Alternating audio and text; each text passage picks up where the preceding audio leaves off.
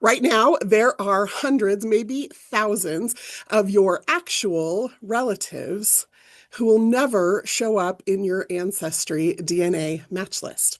And so that's what we're going to talk about today because this is completely normal. Hi, everybody. I'm Crista Cowan. I'm the corporate genealogist here at Ancestry, and this is our Wednesday Ancestry virtual event. For those of you who are watching live, you're going to have the chat available to you. And for those of you who are watching the replay of this on YouTube, you can use the comments.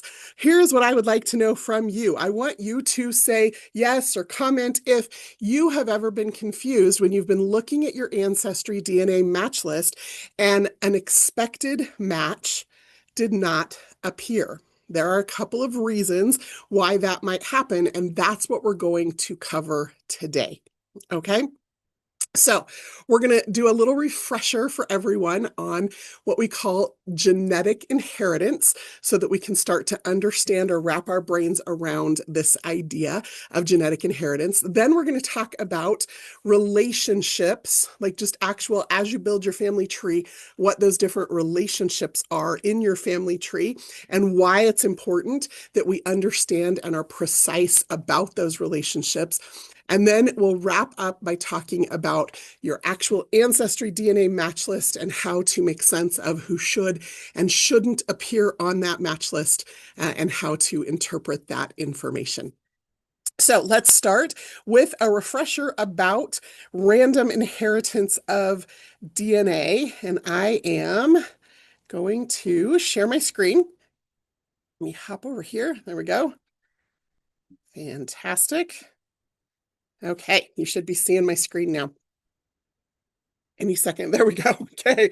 Okay. So every single person, male and female, has DNA. And that DNA comes from each of your parents. In fact, you get 50% of your DNA from your dad and 50% of your DNA from your mom. This shows up in your chromosomes, in your DNA. You have a pair at each location, and those pairs, one of that pair came from dad, one of that pair came from mom. Now, that sometimes gets a little hard to understand because I think in our brains we think, oh, well, that means I got 50-50 of dad's DNA and 50-50 of mom's DNA. That is not actually the case. You get a random 50% of dad's DNA and a random 50% of mom's DNA. So we're going to look at a little analogy to help you understand this a little bit better. We're going to take a look at names and letters as a metaphor for DNA that family members are going to inherit and then share with one another. So we're going to start off with a guy whose DNA name is Andrew. And Andrew very conveniently has 6 letters in his name so that we can pass on 50% of his DNA to his children. Now, what this does not mean is that he is not going to pass on a half of an A and a half of an N and a half of a D and so on. He is not cutting his DNA in half and passing it on to his children. In fact, it's going to be a random 50%. So Andrew and his wife Sandra are going to randomly pass on 50% of their DNA to their child. That DNA is going to get a little recombined here, and that child is going to become Edward. Now, there's another couple. That couple's name is Graham and Elaine. They also very conveniently have 6 letters in their name. They're going to randomly pass on 50% of their DNA to their child. That DNA is going to get recombined, and that child is going to be Angela. Okay?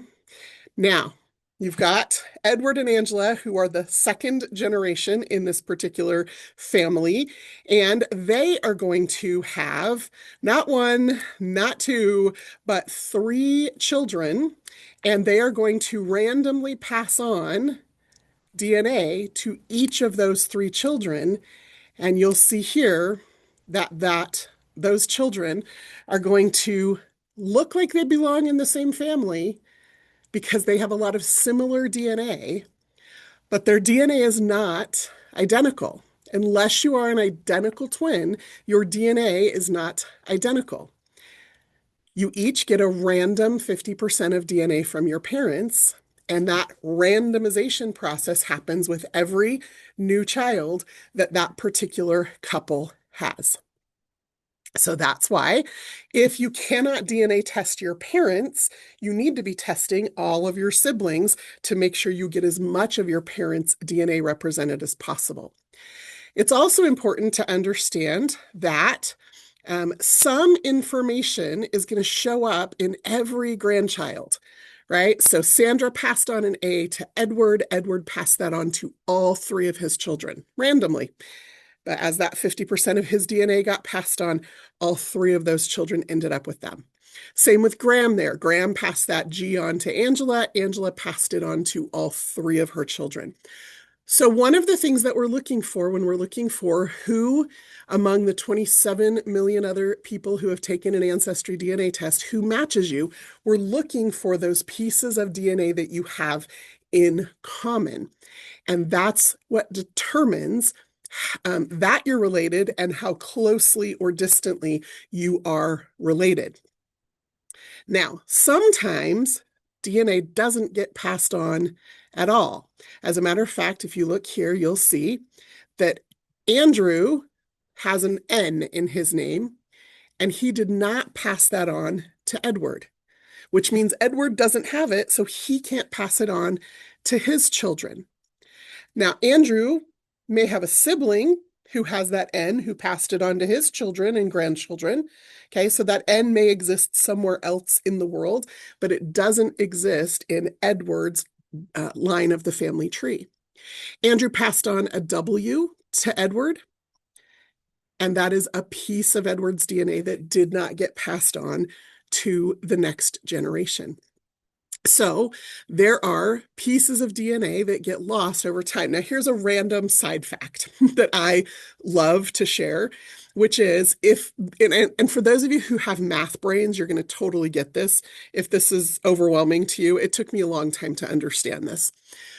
If a couple has 5 children, there is a very high probability that 100% of their DNA was passed on to that next generation in aggregate. Okay.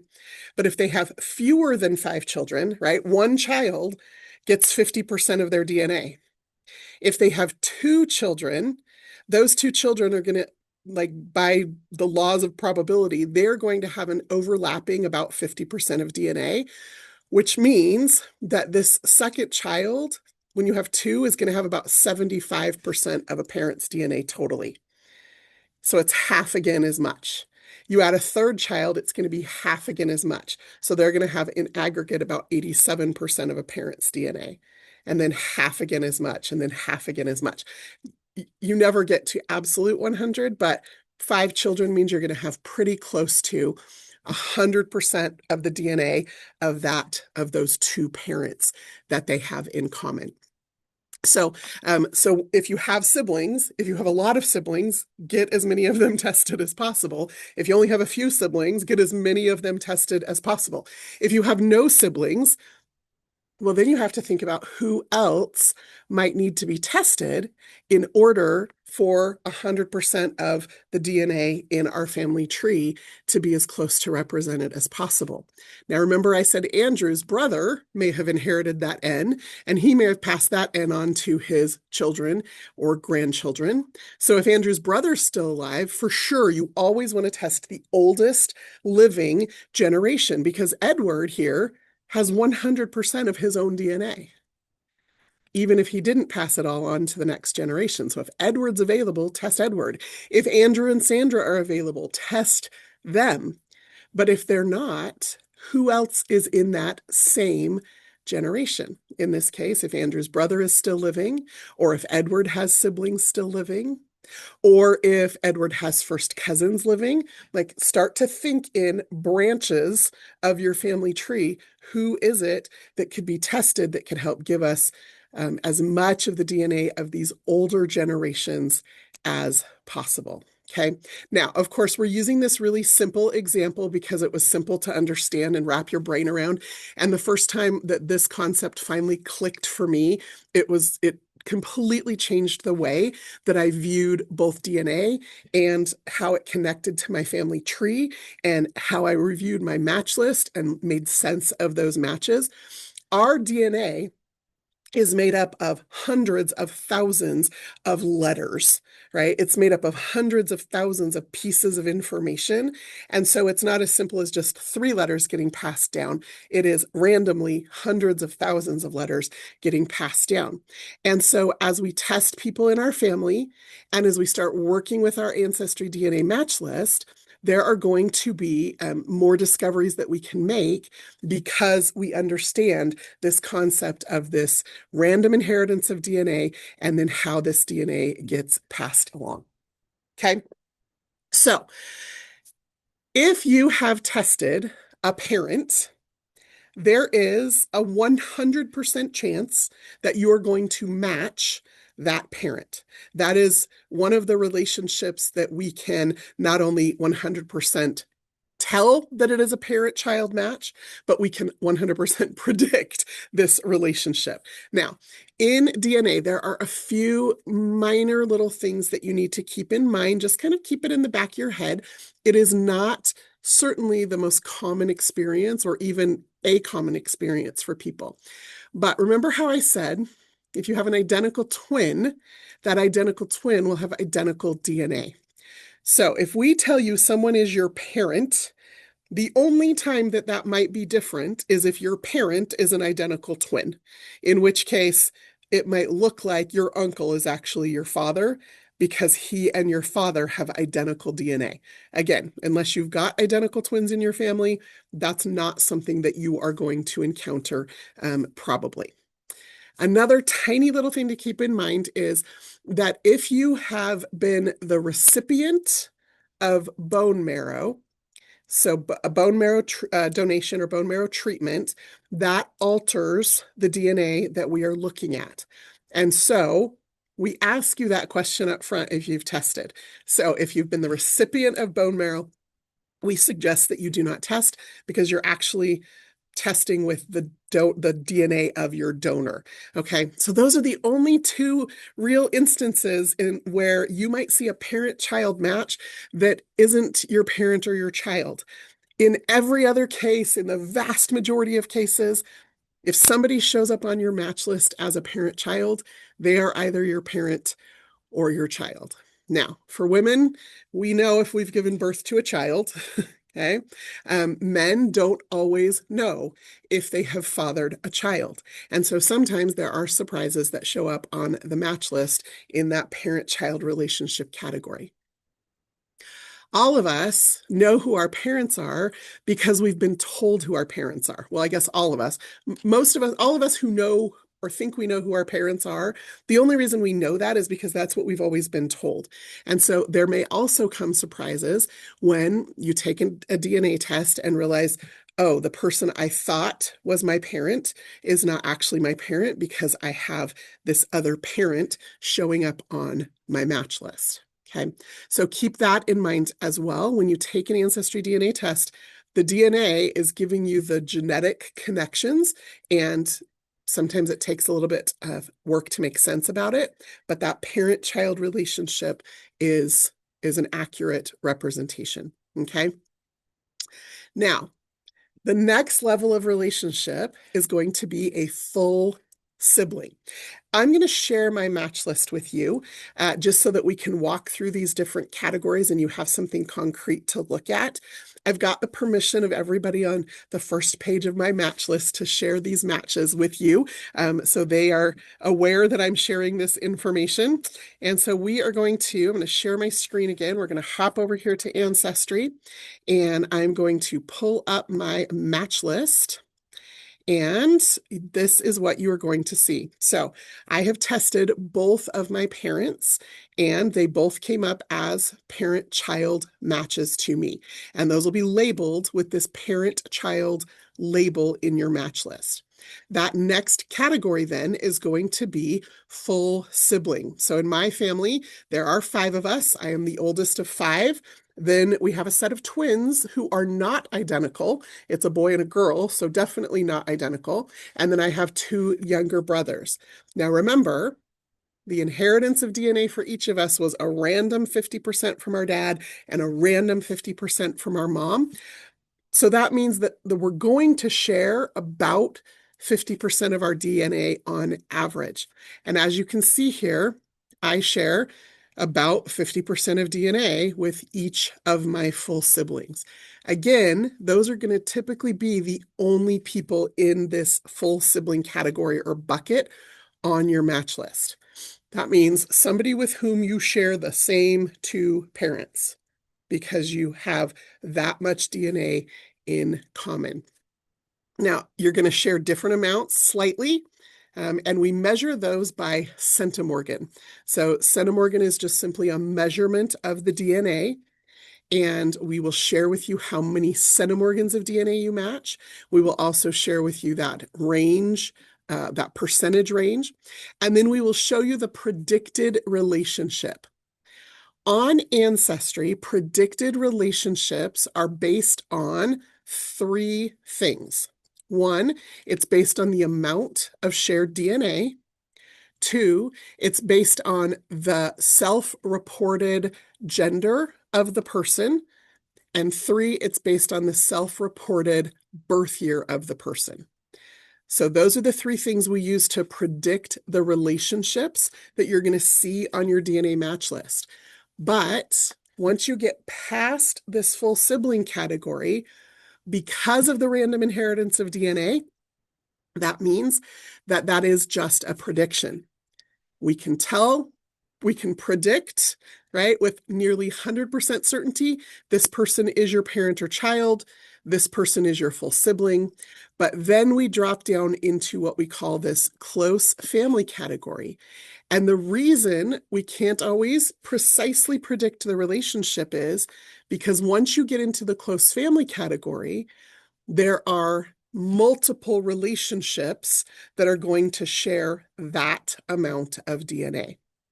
So one of the things that I like to do when I think about shared DNA inheritance, starting at this level, is to think of your family tree like it's a ladder, right? Your common ancestor is at the top of the ladder, and then their children are the first rung on the ladder.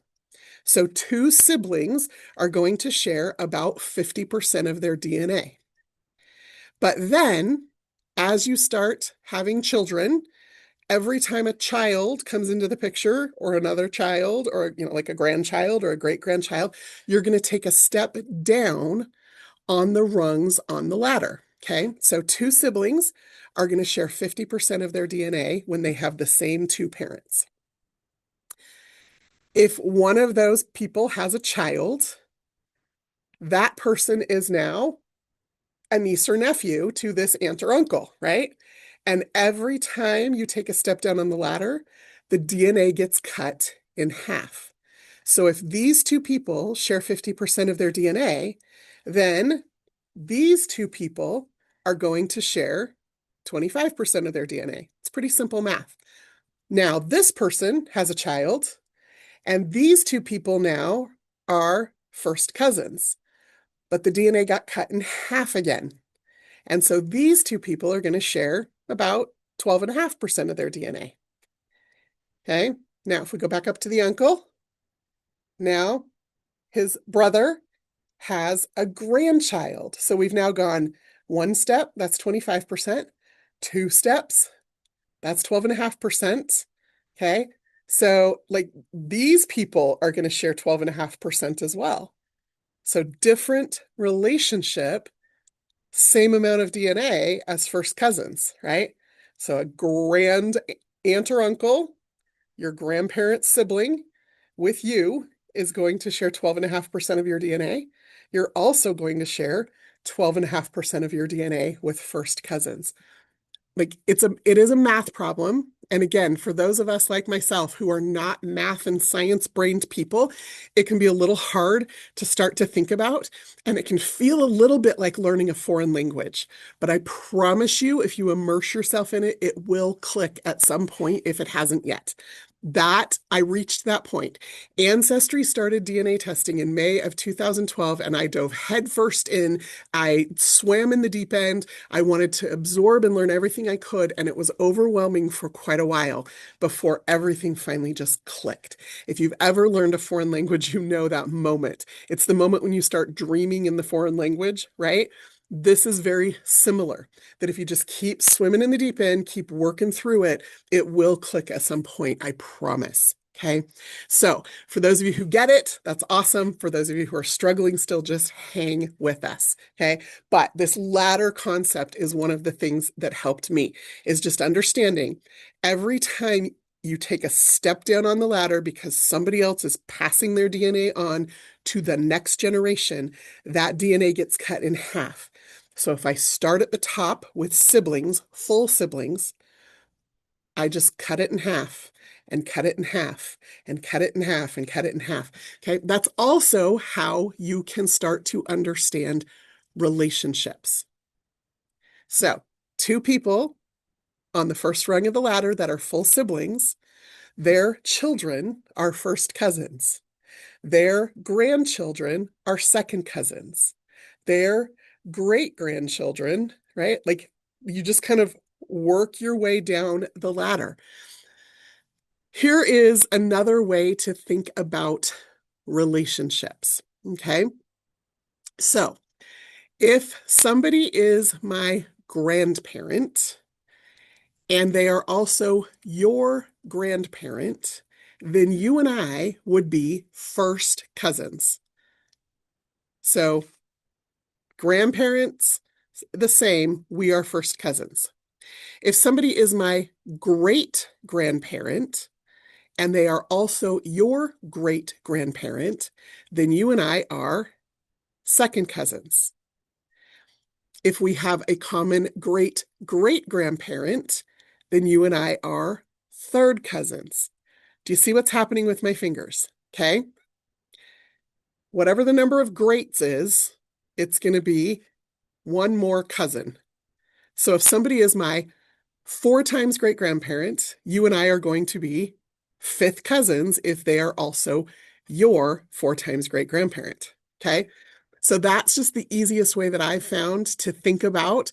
If I'm looking at who's our common ancestor, I can figure out if we're both on the same side, same many rungs down that ladder, then we are that cousin number based on how many greats.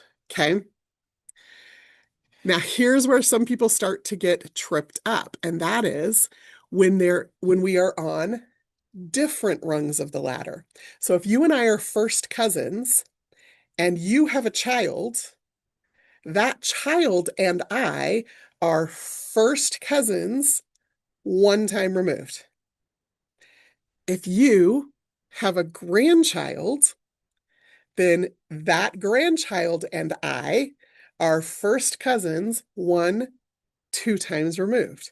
So it's however many steps away from the cousin that person is. And that relationship goes both ways. They are my first cousin 2 times removed. I am their first cousin 2 times removed. And the way that you decide, I feel like I'm doing a dance routine. The way that you decide what the cousin level is by whoever is closest to that common set of ancestors at the top of the ladder. Are you with me? Okay.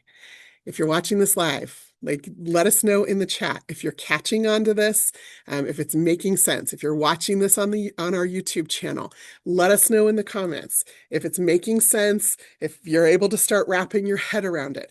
I used to draw out diagrams, right? I'd have a sketch notebook on my desk while I was working with my DNA matches to figure out, oh, like this person is in this part of the ladder and this person is in this part of the ladder.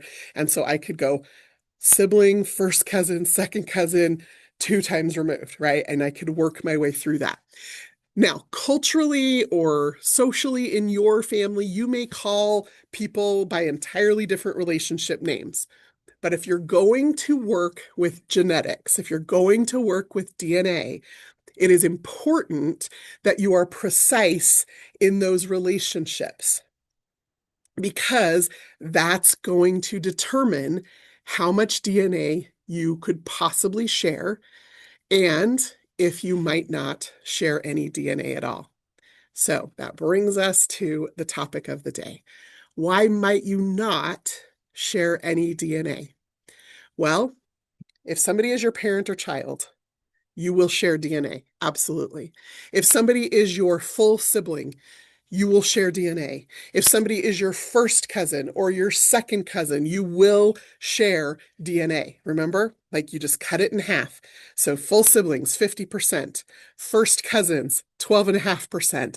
Second cousins, remember, because you have to cut it in half this way and you have to cut it in half this way, they're going to share about 3% of their DNA. So you and a second cousin will share about 3% of your DNA. But here's what starts to happen around that second cousin level that starts to cause confusion for some people. And we can entirely blame the random inheritance of DNA. Every time the DNA gets cut in half, because the inheritance is entirely random, that means that the range of DNA that you could share, the little swing of it starts to get a little wider around that amount. Here's what I mean by that. Actually, let me just share my screen and you can see exactly what I mean by that, because then you'll see some real examples here. So back here, so these are my close family members. These are the people who are on one rung of the ladder and I'm on another rung of the ladder. So these are people who are aunts and uncles to me. I'm their niece. Or one of the people on this list is my grandmother. So she passed 50% of her DNA onto my dad. He passed on 50% of his DNA to me. But of that DNA he passed on to me, about 25% of it was my grandmother's. The other 25% came from my grandfather. Okay. And so grandparents and grandchildren, aunts and uncles to nieces and nephews, and half siblings. Because half siblings only have one parent in common. So you only got DNA from your shared parent.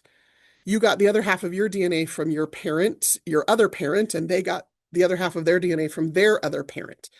Okay. So those people in that category, about 25% of your DNA is how much you're going to share.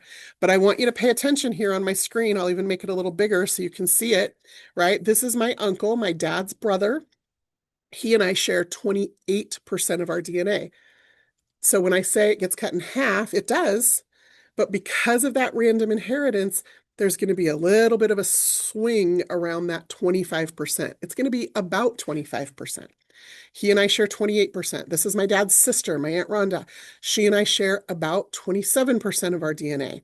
Here's my mom's sister. She and I share 24% of our DNA. Here's my grandma, my dad's mother.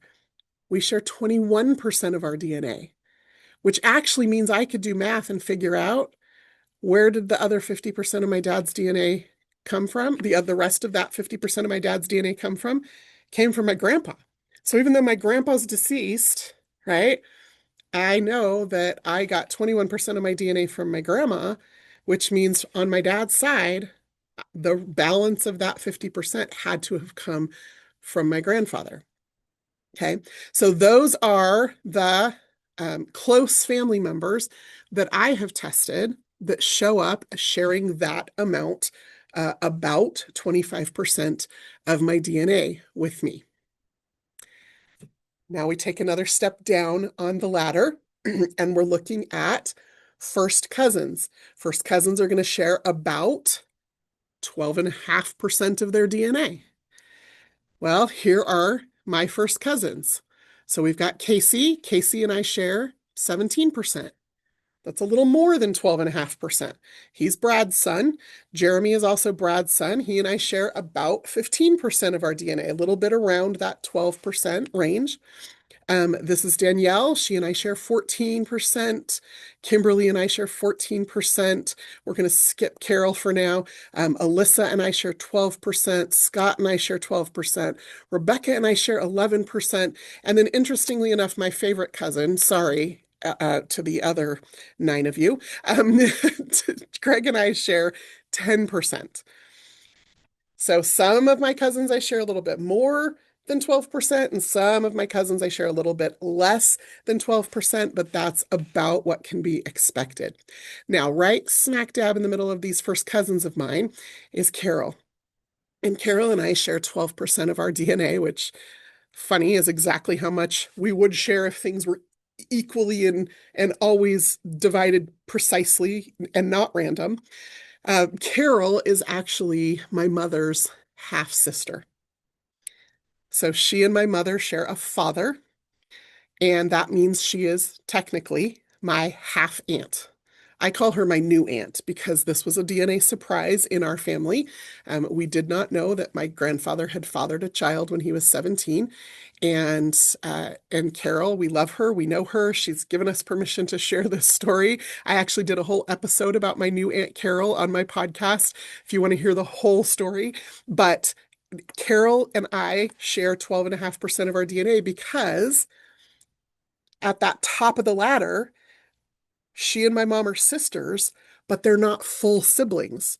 So instead of starting out the top of the ladder with 50% of our DNA, we started out at the top of our ladder with 25% of our DNA. So then my mom gives me half of hers, and now Carol and I share about 12% of our DNA because she is my half aunt. Okay. Keep going down the list. And now we start getting into this is my dad's first cousin. So my grandfather and his sister are the full siblings. My grandfather had my dad. My grandaunt had Mike. They are first cousins. Then my dad had me. We are first cousins 1 time removed.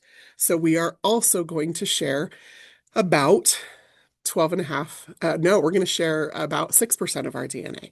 And he and I happen to share a little bit more than that. So you just cut it in half, cut it in half. You just kind of keep working your way down that ladder. Now, like I mentioned, by the time you get to second cousins, in the thousands and thousands of DNA results that I have looked at over the last decade and a half, have never seen a case where 2 people who are second cousins, full second cousins, meaning back here, these 2 people at the top of the ladder were full siblings, second cousins have always shared DNA. It might be a little bit more than 3%, it might be a little bit less than 3%, but they always share DNA. But here's what happens is, now you come to the next level.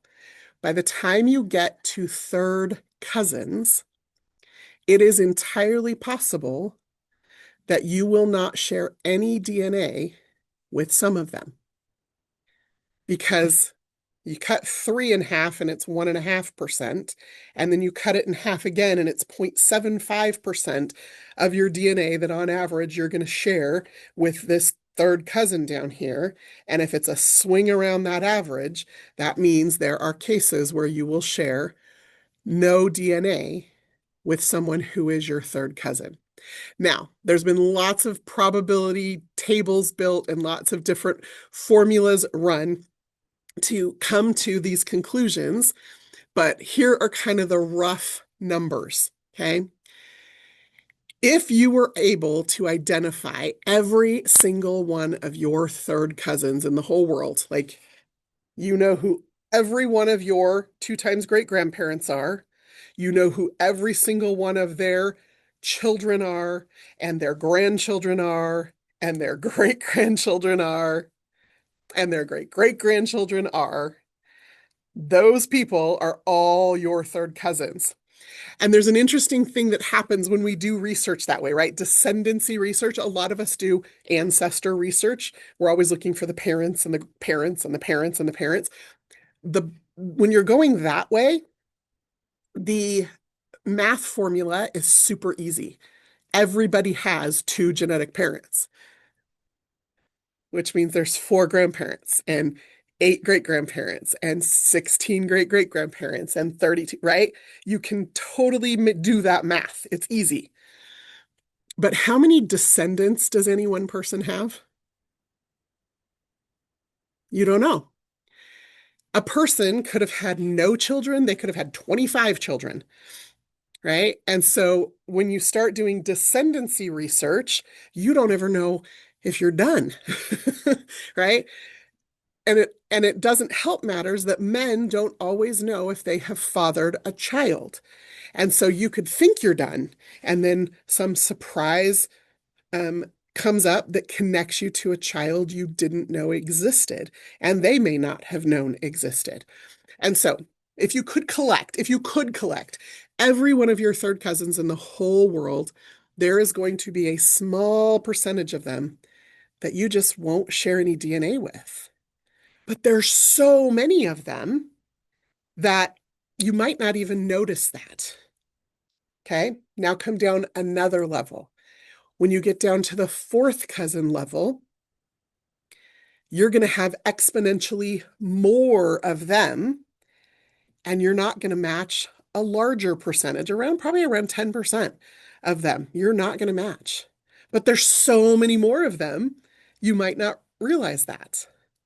If you come down to the fifth cousin level, so many more of, I don't even know, like I have tried to count. I know exactly how many first cousins I have. I have 7 on my dad's side and 2 on my mom's side that are full first cousins. And then I have 4 half first cousins from my new Aunt Carol. I have tried to count my second cousins, but it got a little tricky because my dad has 21 first cousins just on his mom's side. And so they all had big families, right? And so we've got way more of them. Let me give you another perspective on this. Okay. So we've been talking about it from this common ancestor at the top, coming down the ladder to you so that you can understand how cousins work, how inheritance works, and what you can expect to see on your match list. But those numbers can get really big really fast, even in just one branch of the family tree. So I'll share just one branch of my family tree with you here so that you can start to kind of conceptualize the magnitude of this. So here's me in my family tree. This is my dad. This is my grandma that DNA tested before she passed away. Her father, who I knew, I actually have memories of him when I was a little girl. Darling, darling man. He used to tell really great stories, and he had narcolepsy. And so every once in a while, he'd be telling a story with all the kids gathered around, and he would just fall asleep in the middle of a sentence. And we would go off and play, and then we would come back when he woke up and just started talking again like he hadn't even been asleep. It was amusing. Okay, so I knew this man. His father was one of 18 children. So Samuel here, this is my 3 times great grandfather, born in Scotland. Okay, his son Albert was one of 18 children in that one family. My grandpa Victor, my great grandpa, he was one of 98 grandchildren just on his dad's side of the family. I have made it this mission of mine to trace all of the descendants in this family. I want to know how many there are. It's just a point of curiosity for me, but also I wrote a biography about Samuel. I've done podcast episodes about him. I held a reunion here because he helped found a little town called Lehi, Utah, which is where I'm sitting right now. And so I've become fascinated with him and his life, and I just really wanted to understand how many descendants come from 18 children.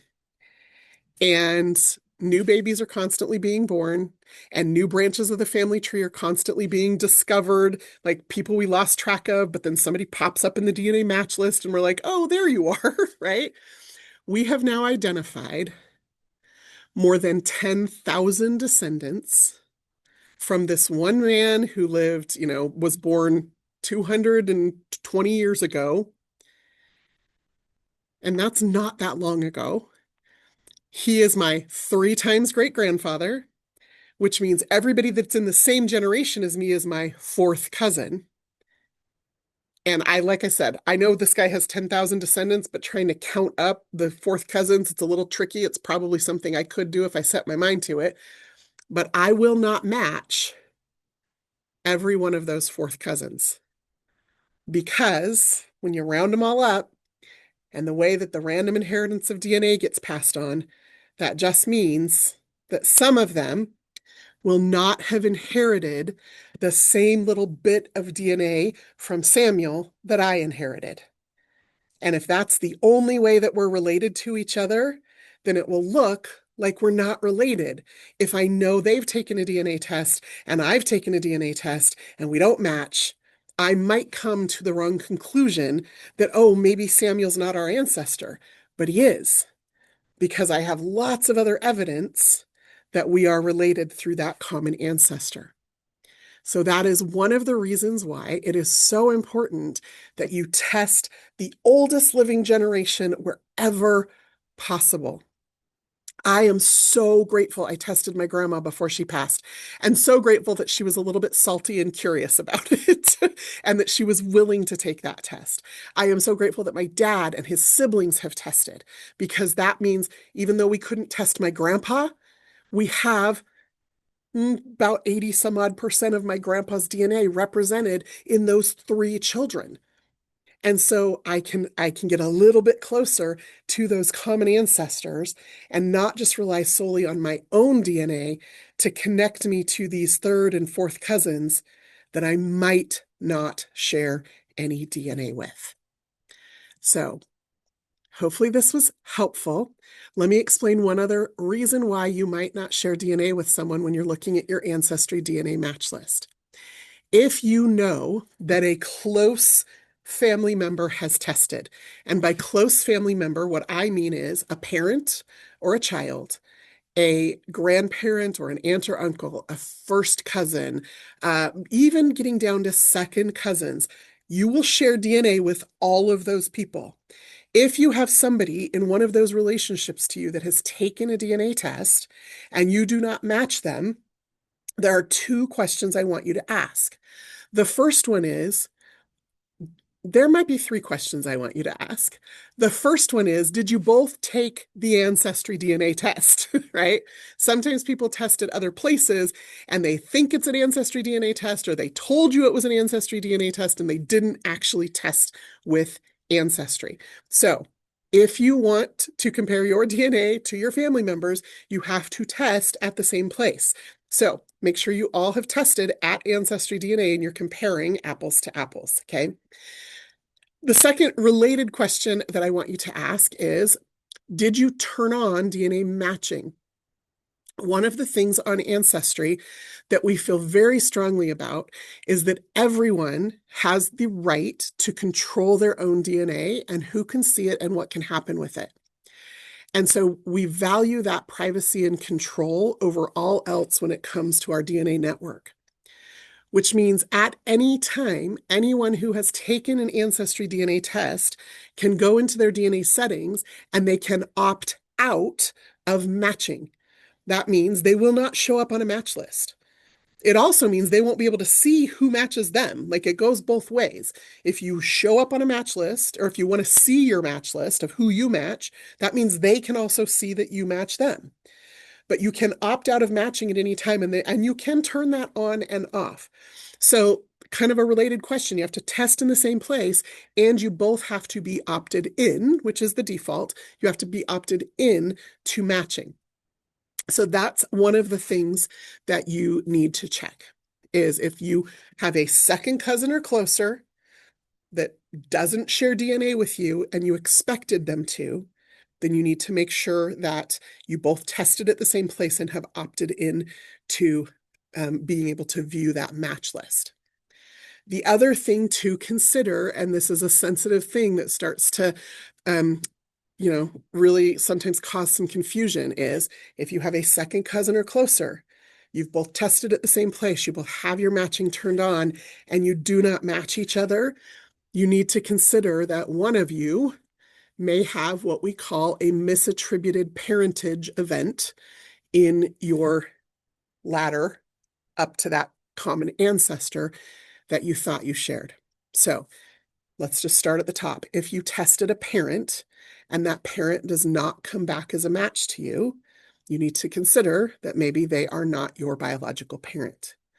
If somebody else shows up on your match list as your parent, that is probably your parent, okay? If you've tested a child and they do not show up as a match to you, a similar situation. Okay, parent-child relationship should always show up, and it should always show up at the top of the list. And it is, we know what that relationship is. The prediction is pretty solid. If you have a full sibling and they do not show up on your match list, that is an indication that they are not your full sibling. If you have a full sibling and they show up on your match list in the close family category and not in the full sibling category, that is an indication that they might be your half sibling and not your full sibling, which means one of you may have a different parent than you thought you had. And so that is a place where you can start to explore. Is it me that doesn't have the father I thought I had, or is it my sister that doesn't have the father she thought she had?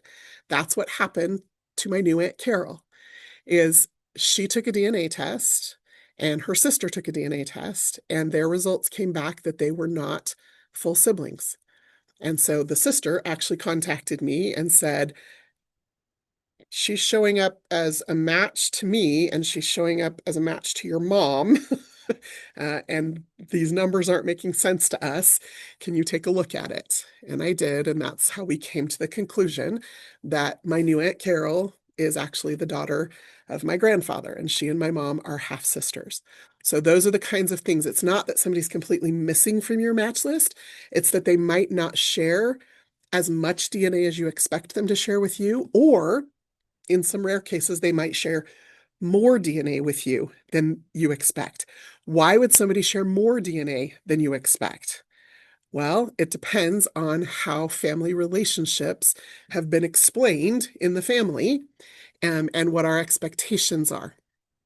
I often say all families are messy, and families have always been messy. That is nothing new. We have an instance in our family tree where one of the teenage daughters in the family had a child, and rather than placing that child for adoption with another family, her parents decided to raise that child as if it was their own, and they passed that child off as their youngest child. So instead of actually being their child, that person is their grandchild. So instead of sharing 50% of their DNA with those people, they actually share 25% of their DNA with those people. Instead of sharing 50% of the DNA with the oldest sister, turns out she's actually their mother, right? And so like those kinds of things start to come out in DNA when you share maybe sometimes more DNA or less DNA with someone than you would expect to share. Okay, continuing down the ladder for our last couple of minutes here, right? If you expect someone to be your first cousin, you both have tested at Ancestry, you both have your DNA match list turned on, and you do not show up on each other's match lists, it could be that one of you does not have the parent that you think you have. So if you've got dads who are brothers, either one of you is not the child of the father you think you are the child of, or one of your fathers is not the child of who they think they are. Okay, so you just kind of work your way back up the ladder trying to figure out that relationship.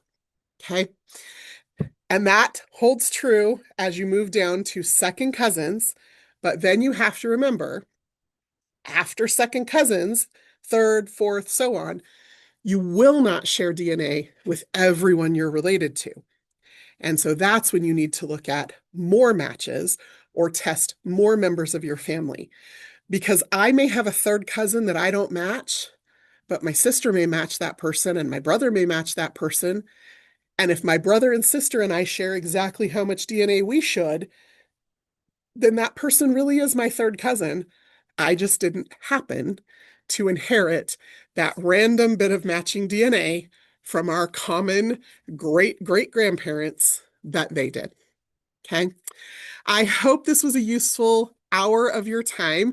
I hope you can start to wrap your brain around it. For those of you who are watching live, we'll have this video up on the Ancestry YouTube channel by next week because some of you might need to watch it again. Next time you can watch it on 2x speed if you need to get through it a little quicker, or if you need to slow it down and rewatch certain segments so that you can start to immerse yourself in the math and science language of the random inheritance of DNA.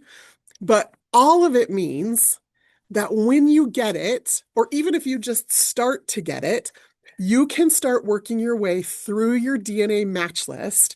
And there are two things that are going to happen for you. One, if you've already started a family tree, you're going to be able to use your DNA matches to genetically confirm that the people that you've identified as your ancestors really are your ancestors, that your parents are your parents, that your grandparents are your grandparents, that you identified the right great-grandparents that you found in a census record or through a hint on Ancestry really are your great-grandparents. That's one of the benefits of DNA. You also may discover as you work your way through your match list some surprises that help you tell part of the family story.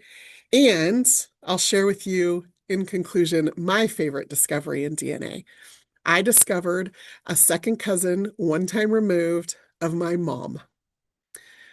His great-grandmother and my well, I'm not going to be able to pull the relationship out of the top of my head. Here's the bottom line. He had a picture of my great-grandmother that I am named after that I had never seen before. My great-grandmother died when my grandpa was 2. My grandpa died when my mom was 17, and my mom spent most of my life a little bit removed from that part of her family. And so we didn't have a whole lot. We didn't know a whole lot about her, but my mother had heard enough stories about her from her dad that she named me after her. And so I've always felt kind of close to her because we share that middle name. Well, I contacted this second cousin once removed on our match list, and he had a picture of my great-grandmother as a child with her sister, who's his ancestor, and their father, and it is one of my prized possessions. So as you think about this DNA match list, it isn't just about math and science. It is also about making those family connections and discovering more parts of our stories and our ancestor stories than was ever possible before. So test members of your family, work your way through your DNA match list, watch this video again if you have to, and join us every Wednesday on our virtual events because I will be here, Nico will be here. We will keep helping you work through your family tree and discovering your family stories. Now, before I go, if you would do me one favor, whether you're watching live, in the chat or on YouTube in the comments, would you just please leave a comment about one new thing you learned today? That's super helpful for us as we're putting together these Wednesday virtual events so that we understand what's resonating with people or where we might need to double down and dive in a little bit deeper to help you on your family history journey. So if you could do that for me before you go, I would really appreciate it. Until next time, I'm Crista Cowan. Have fun climbing your family tree.